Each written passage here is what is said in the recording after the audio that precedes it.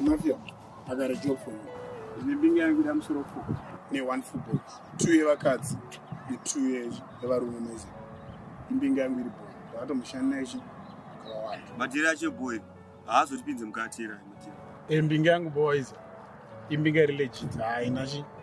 madhiri ekuti munozonyudzwa chishiva ize because ndakatomusinza naye mabasa akawanda saka munhu ari boy madhiri akadai anoti mbinga yako itanga yambobhadhara half down tisati tatanga basa nokuti pane mumwe madhiri ekuti tinenge taita basa tapedza kuita basa pakuzobhadhara tobvatanyika aiziva aya mbinga yangu boy hanetse zvayekubhadhara aiziva kana wadaro nichatara nayo kuti timu rangaida chi half down then ndomunzwa chi